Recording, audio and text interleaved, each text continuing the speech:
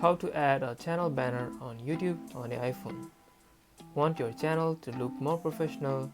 Here's how to upload a banner image on iPhone.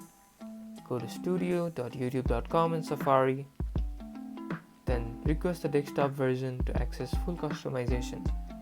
Click on customization in the left menu, then go on branding section. You can also use the YouTube Studio app.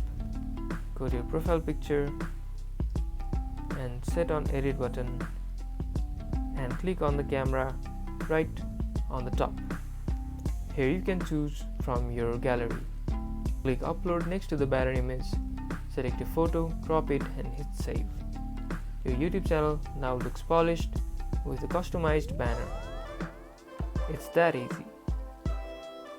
And that's about it. If you guys enjoyed this video or if this video managed to help you, don't forget to smash that like button and subscribe for more videos like this. Thank you guys for watching and see you guys in the next tutorial.